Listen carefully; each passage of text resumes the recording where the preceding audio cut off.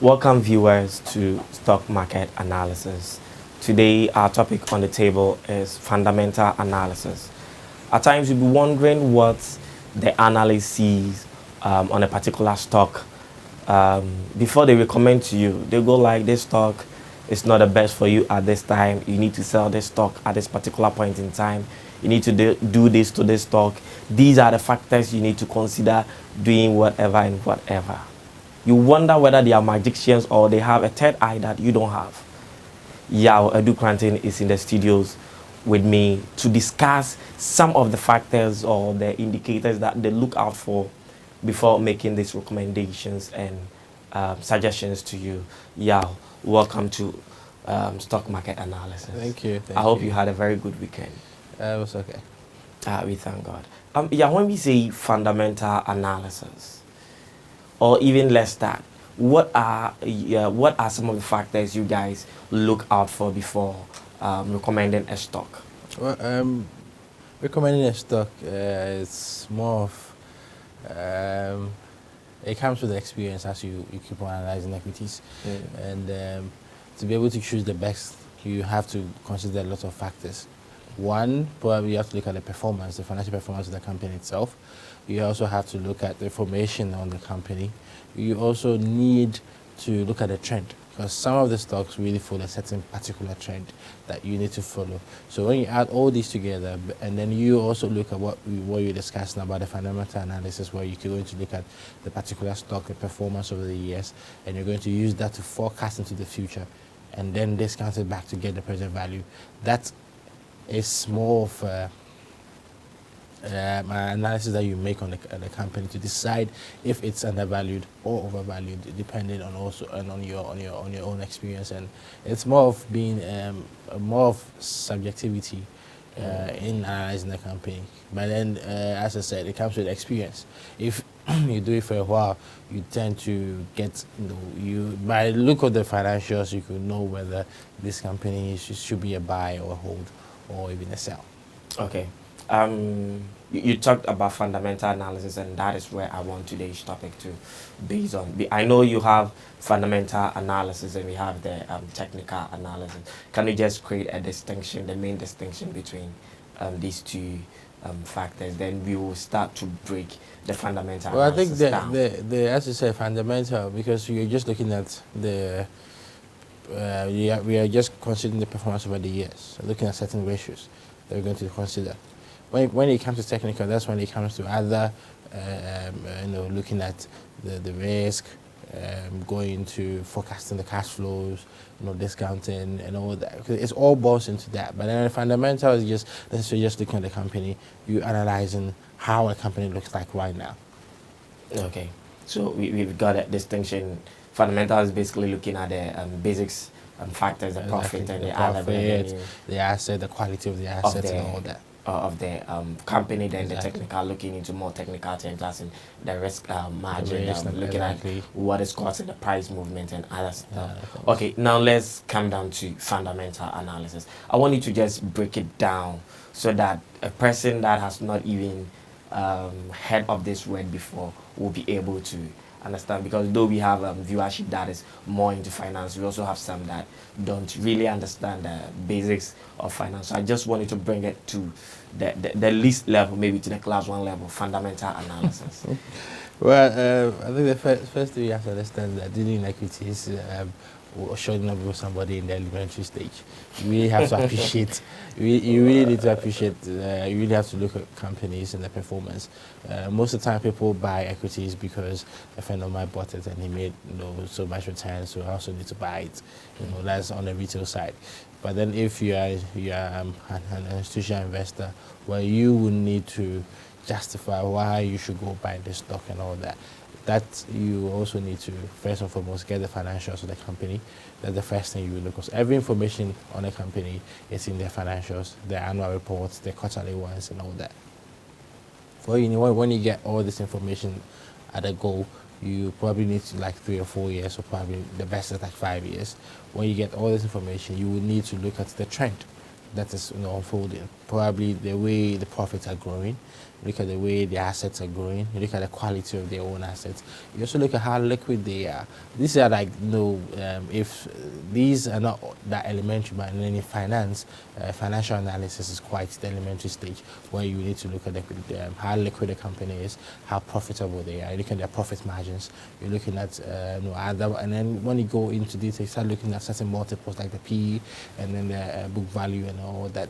These are things that you look to, and you also need to compare with another company actually, because I can look at a bank, I can try and analyze a bank, looking at their profits over the years. I could compare to another company or compare to the industry. So you look at the industry average, you look at the company average, then you can determine whether this company is performing better than the industry or is below. Okay, so then that is a brief Yeah, that's brief. understanding It's fundamental. going to it. It's something that we cannot even use just paragraph to explain. It's I a know. whole topic on its own. Yeah, I know, but we'll be taking it bit by bit. If you are not able to even exhaust the whole topic today, we'll continue some other time, because I want viewers to understand, so that when we start looking at the various stocks on the various markets in Africa, they will really appreciate the content that we are giving to them. So then, what will be the benefit for a fundamental analysis? Well, fundamental analysis, as I said from the beginning, it helps you to look at the state of the company now. You get to understand what the company's performance has been over the years, and then when you can even use that to determine a trend in the company's performance. So when you look at it, you can look at how these things. So sometimes even when profits dip, you can look at the specific year and explain why profits were able to dip. But when you compare, you can have an analysis on the company, but when you start comparing them to other peers on the market, then you see the real performance of each company as and when the years go by. So the whole idea of analyzing the company is just to know the value, with respect to other variables on the market, including cost of capital and all that, which, going into it, we're going to start talking about things like capital asset pricing models and stuff that I think, for now, we should try not to get so much into it. Capital asset pricing model. Exactly. That's really normally to determine the cost of equity. I don't want it to bring your financial expected returns that each person, that is just to determine the expected return of each, investor. Looking at the risk, that's when that's when we start talking about risk, talking about beta and all that. We're going deep into the company's, performance in terms of so many other factors. Beta risk. Try and just take it below for us. So, meaning the essence of fundamental analysis is to see how the company is performing. Exactly. If I got you right. Exactly. To see how the company is performing and its prospects. Mm-hmm. So then let me ask this question. Do we always, or do we have to only work out fundamental analysis for listed equities, or any other company you can just pick up and do fundamental analysis? Analysis is just any other company. The reason why it's important in the stock market is that you needed to decide whether to hold positions in your own decisions that you make as an investor. But then any other company can be analyzed. Any other company at all can be analyzed. So provided they have the data, provided they have the financials, we can analyze. Because sometimes the whole idea, the whole business model is explained in their financials. When you look at the financials, you can determine. That's why when it comes to valuing stocks, it's the way you value a banking stock is different from the way you value a manufacturing stock and others. So it's quite different actually. But then the whole idea is to, as I said from the beginning, understand, to appreciate the performance of each company. And then being an investor also, of course, you will need to know the performance of your company. Even because sometimes a company can record very huge figures, but when you do the analysis, you realize that probably they could have done better, in terms of when they can win the profits and all that. So it's so many things that come into consideration when you want to really analyze a company. Okay, now coming to the stock market, what is the relationship between fundamental analysis and the stock markets? Well, I think it's Or listed equities, it's quite clear because before I decide to hold any stock or buy or hold any, you need information, of course. And mostly in Ghana, trades are done basically on information, available information. That's on the market. Most of them, the reason why we say the Ghanaian stock market is not that efficient is that we only base on past information. So what we need is you get. You know, that session, I don't believe it wholly that Ghana stock market is not efficient. Because at times they raise some arguments. It takes really some time before information really reacts on the markets. It takes quite some time. But some analysts or some academicians also says an efficient market, information shouldn't even be relevant. I mean, some school of thought, and that is why they classify some markets as efficient. Exactly, because even talking about the efficiency of the market, it has various classes. We have the low, the medium, and then the very high. Yeah. The low really depends only on past information. The medium depends on past and present. Then the very high efficient, they are looking into the future actually. So at the end, before the information gets into the market, it's already been factored into the value of the stocks in the market. But here in Ghana, we wait for the information. Sometimes we don't even hear anything at all.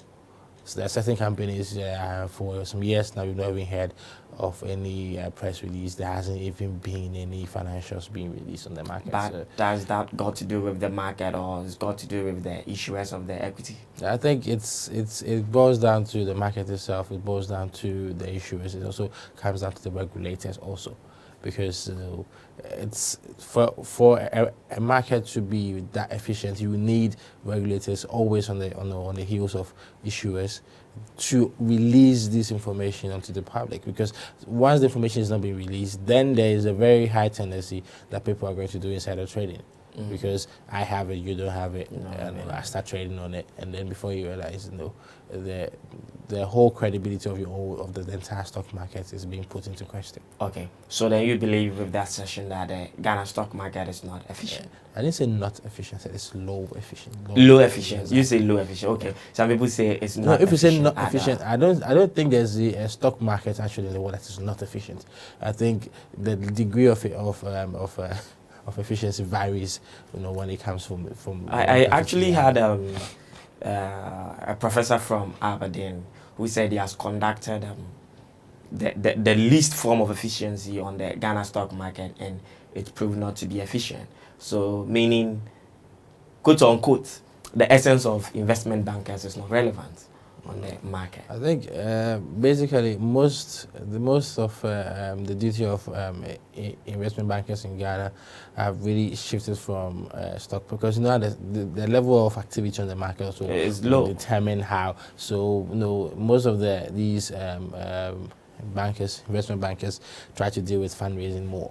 They are into fundraising, trying to get funds for companies, raising funds for companies, and all that. More than corporate finance. Actually looking into the stock market. And I think because the activity hasn't really been that of a high stage, because on the average on a day we see like almost about 18 stocks or 19. That's on trading. On the average. That's on the average. That's on the average. But now is some days we have like 20, some days 14 and all that. But I think with the integration of the West African markets, that's the Ghana, Nigeria, and the BVRM, is going to bring a lot of business to investment banks. It should bring business, but then I really hope it really lives up to that expectation that's going to bring business, because at the end we can integrate, but then who buys what?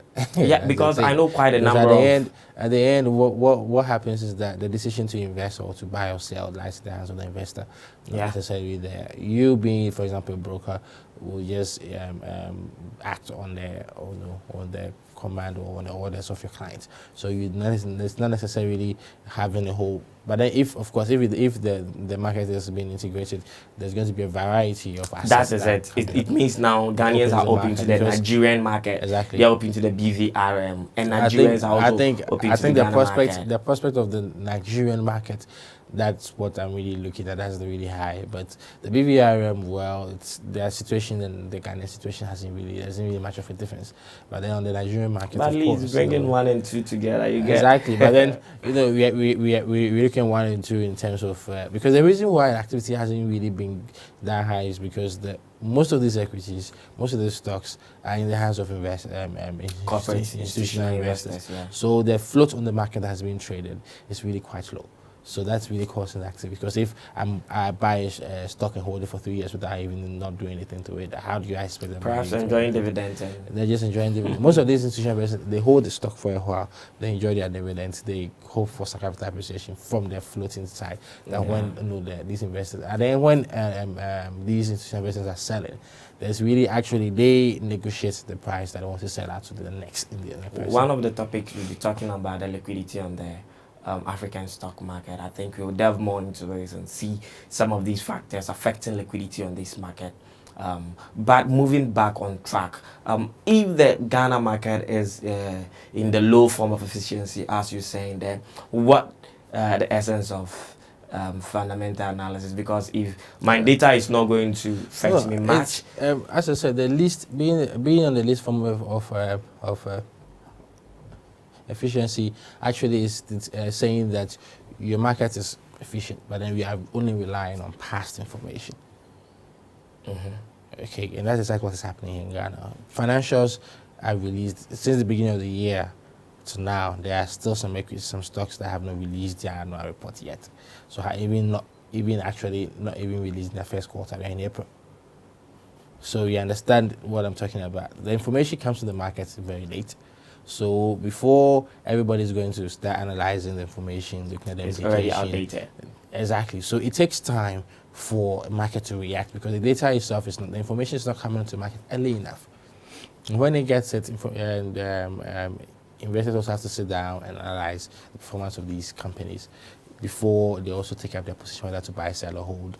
That will also depend. So it's it's quite a dicey situation, actually. It's quite a dicey situation.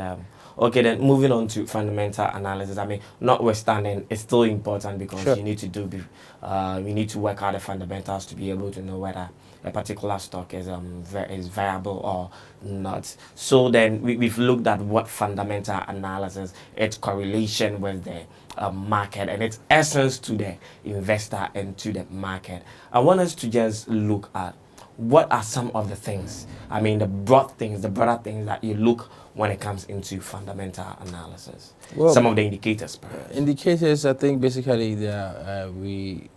what's being done in the industry most of the time is we're looking at analyzing the company from one side, like looking at their performance in terms of probably liquidity, profitability, leverage, growth, because all these things come into play. Looking at, you have to look at the trend. So we do more of a trend analysis. We also do what we call we have other analysis that but then we'll be looking at all of them. The common size analysis where we look at the composition of each. Okay, yeah, we'll be looking at all of them. Perhaps not only in today. We continue in our subsequent subsequent shows. So let me just take a break. Viewers, we will take a break. When we come, we continue with the show.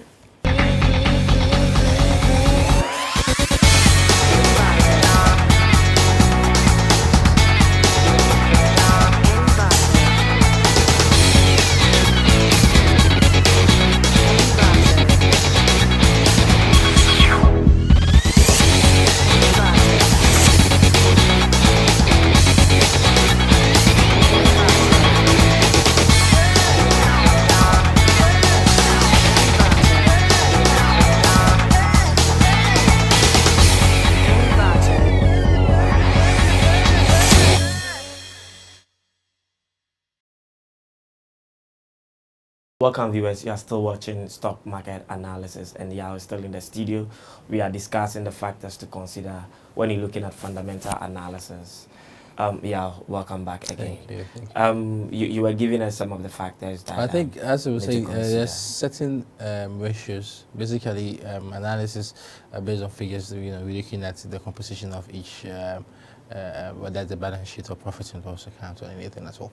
We're looking at how these how they play out over the years. So we could do probably a trend analysis to look at the growth or otherwise of these variables, looking at probably revenue, looking at your cost, and looking at your expenses, and so many other things that we comment on to, to portray the performance of the company. Company can necessarily record very high profit, but it could be that the growth with respect to the previous year wasn't that high. It could be that we could also look at the position where probably something during the year happened and they made some money somewhere, some income, There's so many factors actually when you're looking at a company, when you want to analyze a company. And that notwithstanding, you also need to look at the industry. You have to look at what is happening in the industry, and of course globally, like on the market, the entire our own sphere of market activity. You also look at all of that, but also you need to look at the industry, the industry performance. You benchmark the company's performance to the industry performance in order to know the exact Do you have to perform a fundamental analysis for the industry? What is the industry? Probably might not be able to get all the information, all the players, but you can get information on companies that a sample that you think is quite okay to represent the industry. Or you can get the big players in the industry, and then you benchmark the company to those ones to see the performance. Okay. So what are some of the indicators to look at the industry level before we come to the company itself? Well, the industry level, for example, if you're in a bank, for example, you probably be looking at your assets, your deposits. You also need to be looking at your the average on the industry. Average on the industry, the growth. You also be looking at your capital adequacy. There's so many factors that when you're in a bank, for example, you look at. You're also looking at your loan book growth. And then payments on your loan book, and there's so many other things. For example, if you're in a bank, if you're in the manufacturing, what we'll be looking at is your stocks. You'll be looking at your asset growth. You'll be looking at your liabilities. You'll also be looking at whether you have long-term liabilities or short-term. Most of the companies on the stock market really have some very high long-term liabilities in their books. And all these things give investors information about the future prospects of a company. For example, if a company that you analyze the company, you're looking at its leverage, for example. The leverage actually is talking about how the company will be able to meet its long-term obligations. So probably you look at the interest coverage and you calculate and you realize that the profits being made might not necessarily be enough to cover the interest. Then you know that the company is heading into bankruptcy. So that's another thing you can look at. You can also be looking at the liquidity. Liquidity is not necessarily talking about how the company is able to run its daily, meet its short-term liabilities. So as the company keeps on running, because normally we run a business with the short-term funds. So that's how. So looking at how a company is able to meet all its short-term liabilities will give you an idea of how maybe the company will be able to perform at the end of the year.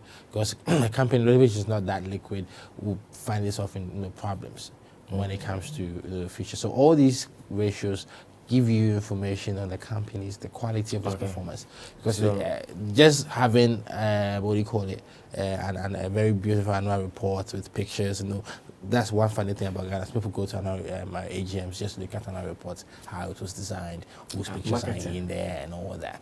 But then the figures can really show you that they really perform well. That leads me to my next question. I think you were answering it, but let me just make it clear so that you can touch on it for viewers to really understand it. Do the costs of production, revenue, net profit, gross profit, asset value of this, liability, in their raw state or the absolute figures, do they make meaning in fundamental analysis? And the absolute figures, they don't really make much of a meaning, of course, because unless you're able to establish a trend. That's why in the beginning I said you need like a 5 years or 3 years, at least 3 years to be able to analyze, because you need to establish a trend. And then not only the trend, you also need to compare it to the others. Okay. So just at the worst, if you give me a financial report and I see normally what is reported the previous year and then the current year, the performance, you can see the performance you already had done compared to last year. But then when you go back into the history and then you make an analysis, probably you might realize that although it did very good in terms of just the nominal figures that you see in the annual report, going back into the into the past, you realize they have not really done that much. They have really outperformed. I was touching on this because some investors just pick the annual reports and they think it's enough for them to make their decision. Just holding the financial report is not enough. It's not enough. You need to get more because they just look. The asset shoot up. The revenue went up. Mobilization went up. Cost of production was down. They just look at that without even comparing to other years, or even they just look at the previous year.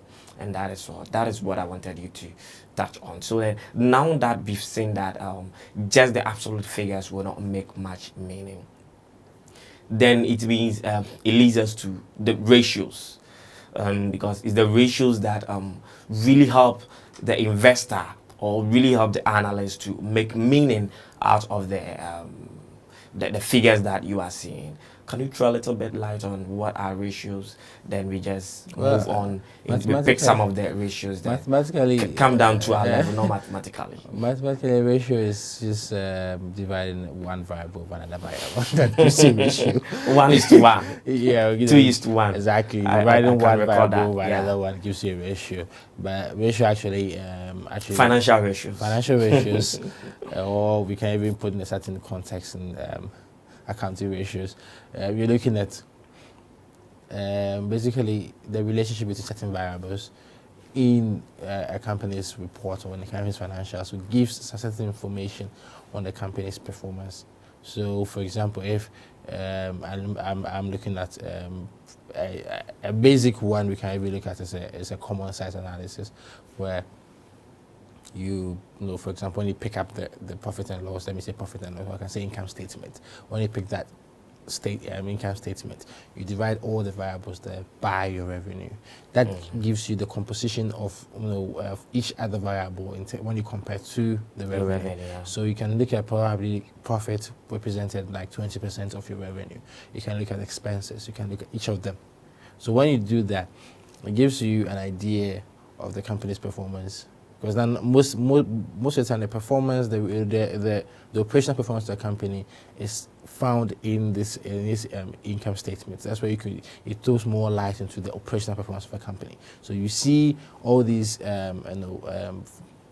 cost of cost of trading, or expenses, administration expenses, selling expenses, and all that. You see the composition. Then, for example, if you can, that's where we even had first of all the gross profit margin and the net profit margin and the earnings before tax margin and all that.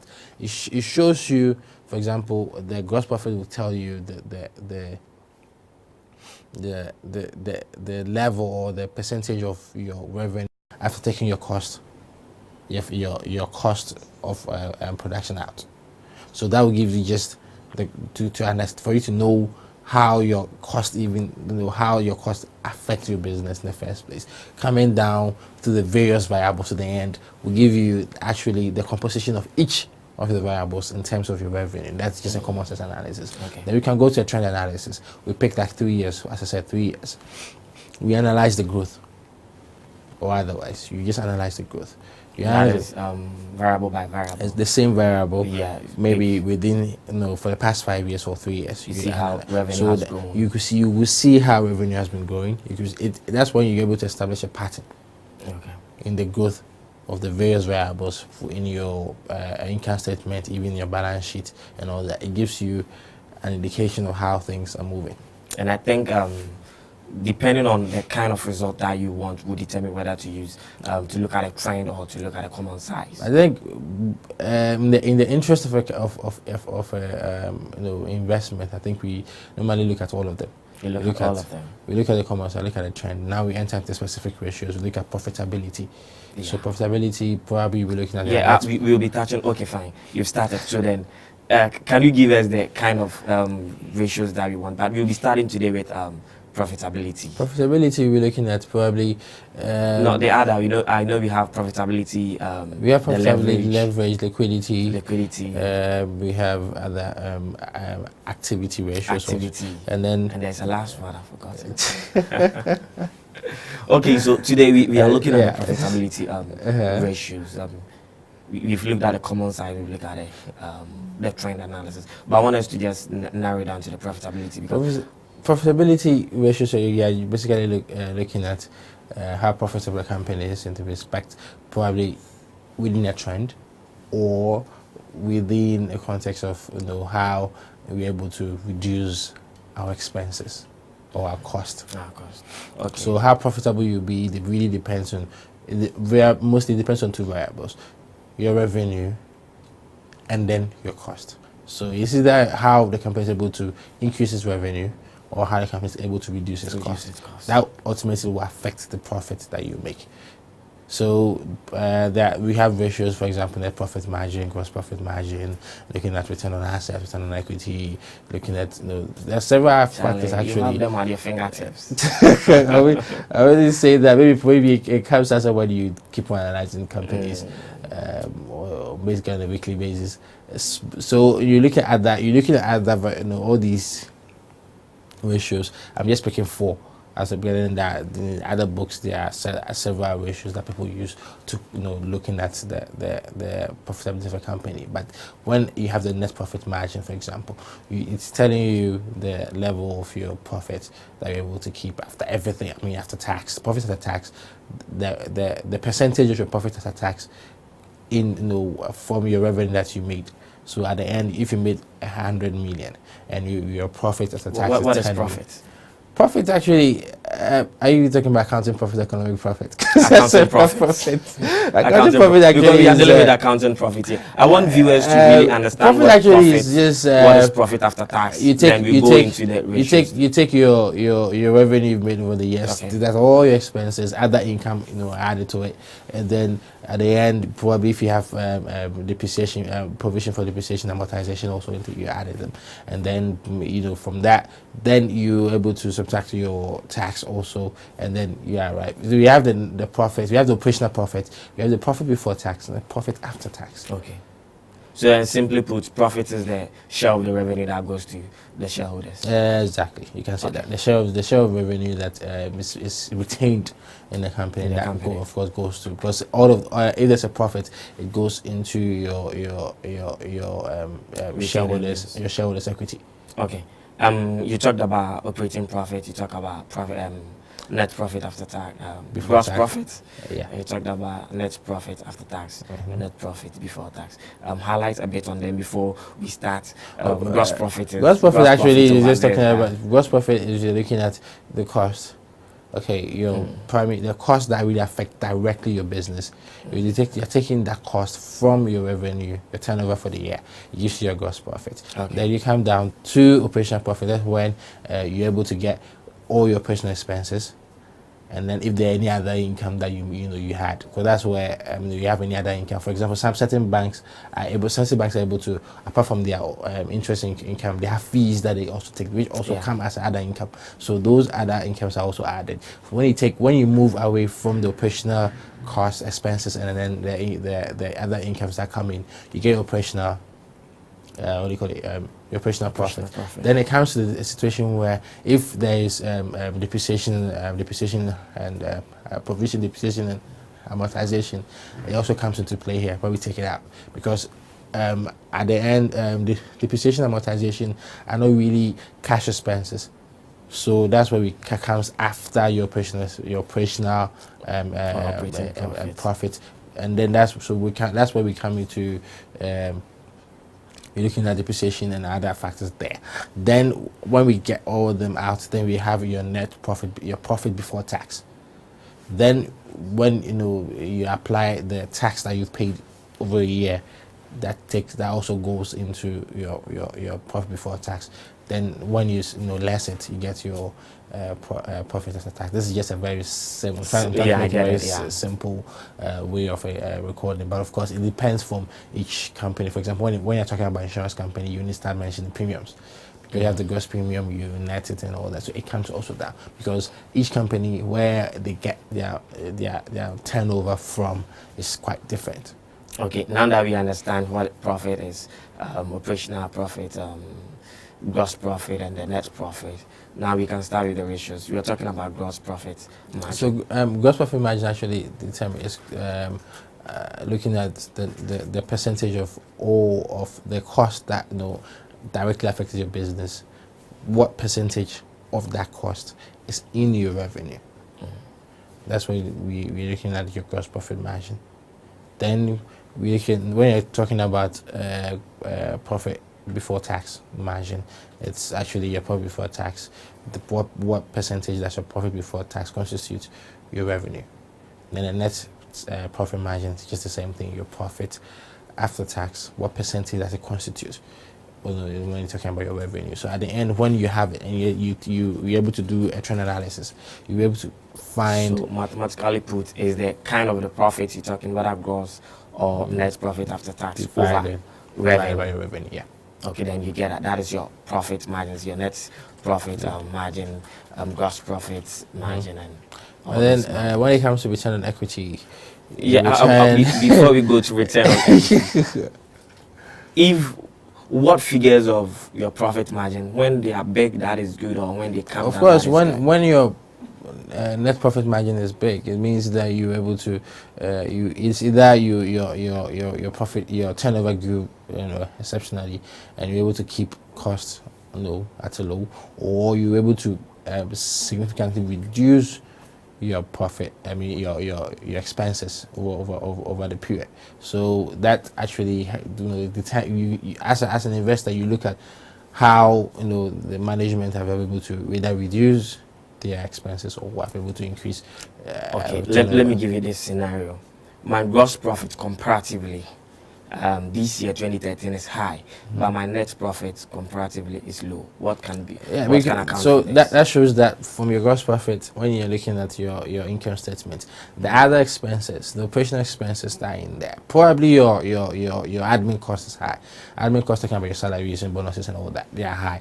Probably Bonuses and bonuses. probably cost of doing business in terms of utility prices have gone high. Probably the cost, and it's within the operational expense that's where all the other factors that affect your business come in. Okay.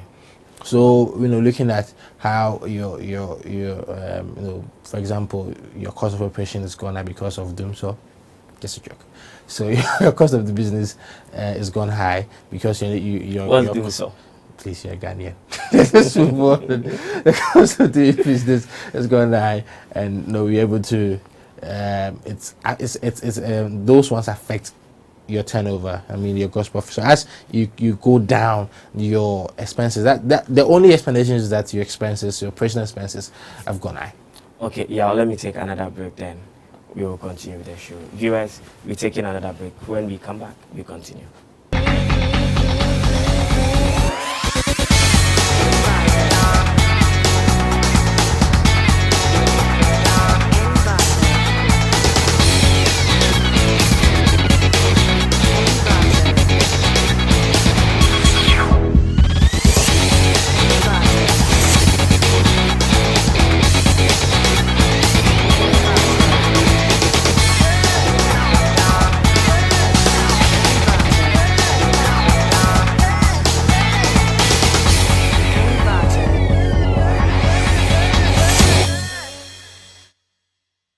Welcome back, viewers. I hope you're enjoying the discussion and you are getting yourself educated. Yeah, I'm still in the studio. We are still looking at the profitability ratios. Yeah, let's continue with the profitability ratio. You were explaining something before you went. So as I said, when in your last question, you were asking if your gross profit margin is high comparatively, and then your net profit margin is low. That the only explanation is that your operational expenses have gone high. So that's the only reason that can be given. Or probably your taxes have also gone high. Probably your provision for a bank, for example, the provision for bad loans also can also affect. So that can be the kind of That can That'd one be of the reason. Those actually are the reasons that could actually So not cause. necessarily that I'm not doing well. But if your Not expenses, necessarily my company is not. but if your expenses are going up and up and up, So then it means that's where you need to look at the expenses. Exactly, you have how to look they at also how bring exactly or you're their able to contribution to control your expenses over the period. Because it's basically all these things gives you money. I think it gives you, the investor, the company, and everybody an idea what's happening in the company. For example, because if let me take a typical example of what happened last year, the case of farm milk. Farm milk sales was okay, but at the end, the expenses flew sky high, and then it end up reducing the profit that it did for last year. I mean, when you compare it, the profit they made for 2012 is higher than what they did for 2013, and that the only reason that could be attributed was that their cost of expenses was really too much for them. So that's really, that it's really one of the issues that informed their decision to cut down on their investment in Ghana. So when you have these analysis, it even gives you as management an idea what is really happening, when it comes to your own company. And you just confirm the fact we established earlier on that fundamental analysis is just not for the investors who are holding the stocks. No, it's for management as well. They need it. Yeah, let's start on return on equity.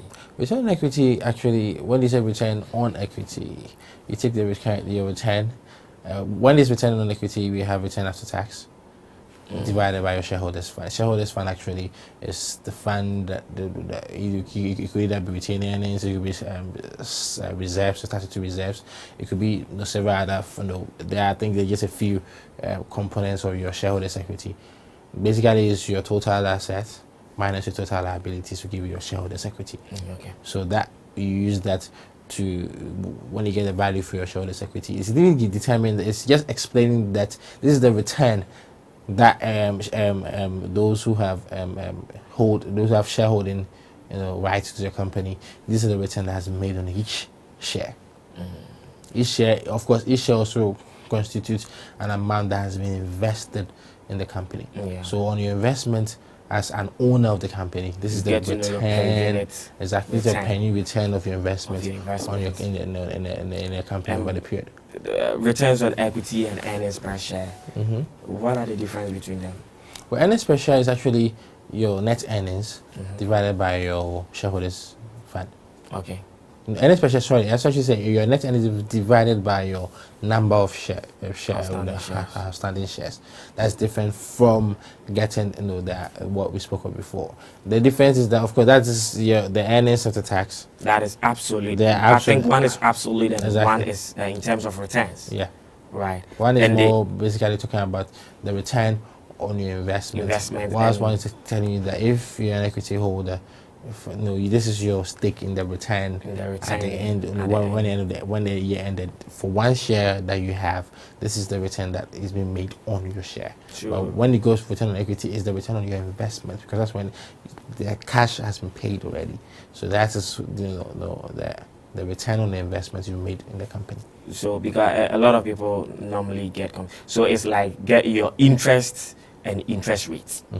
Yeah, interest and interest rate. Yeah, so like what will also be their link to the stock market? Yeah, it's when for example when you're looking at, should I deserve for a low earnings per share or a low returns on equity? Of course, nobody wants to lower returns on its investments or lower returns on what they have. I want to know. Everybody at the end, one thing about the market is that one assumption of every market that the investor is rational. Exactly, everybody is rational on the market. The investor is trying to minimize. The lecturer said he's not rational. So, pardon?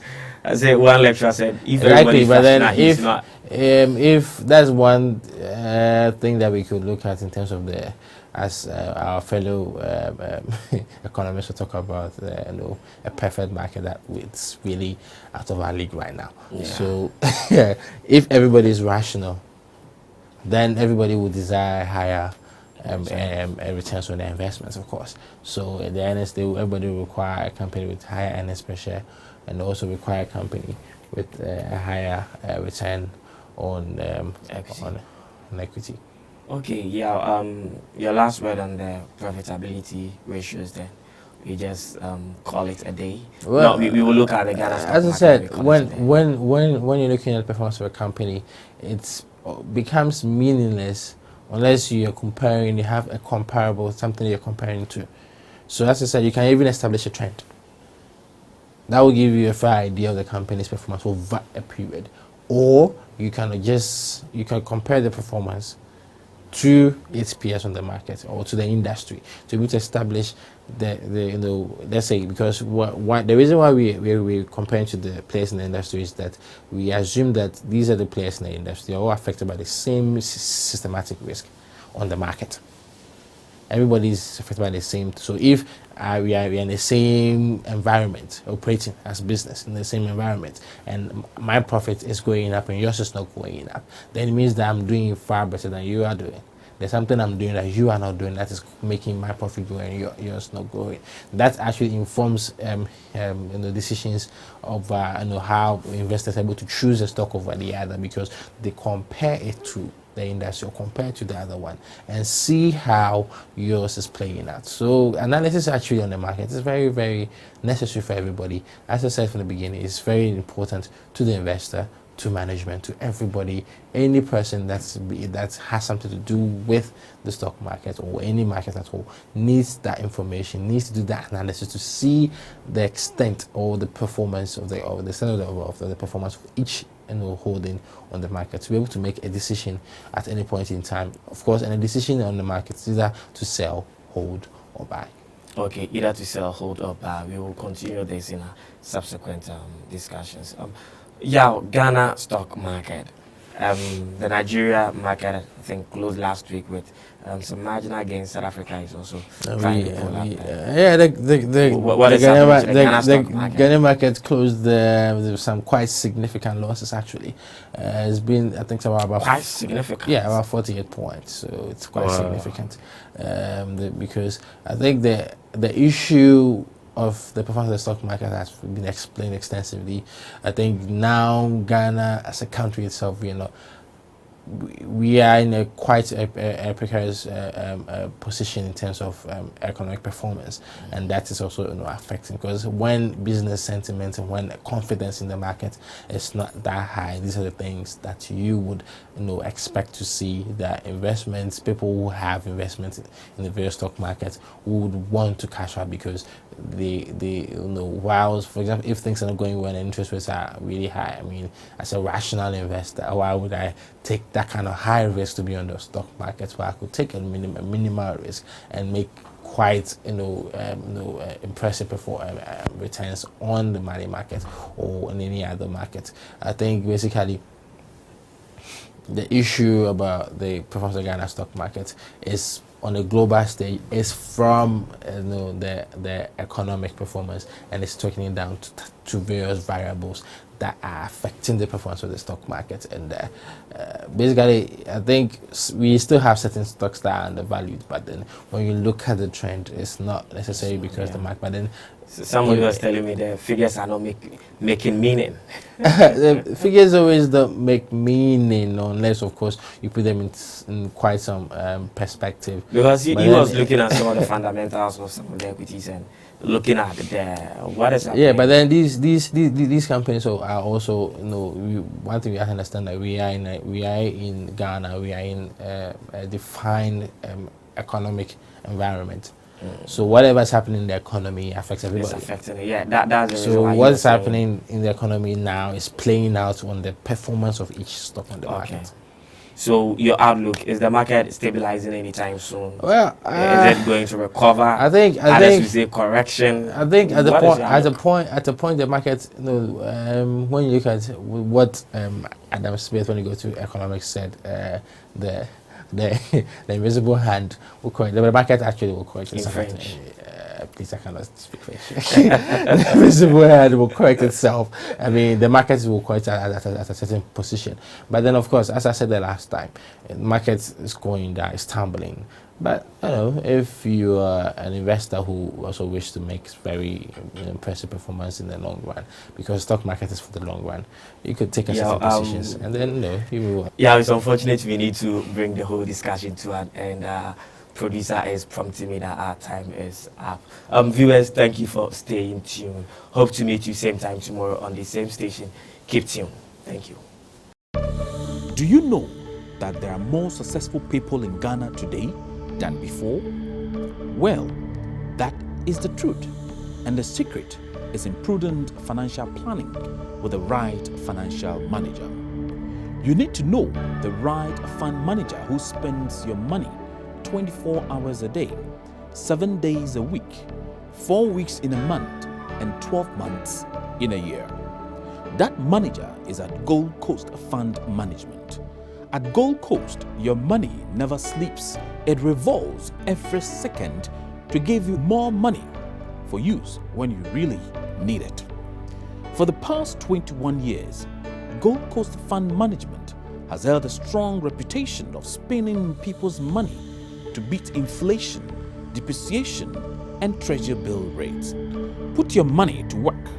Move from savings to investment. Pay your investment tithe into the Gold Fund and Gold Money Market Fund, and be assured that when you are in need, you can turn to them to resolve your financial problems. Gold Coast Fund Management. Investment advice worth its weight in gold.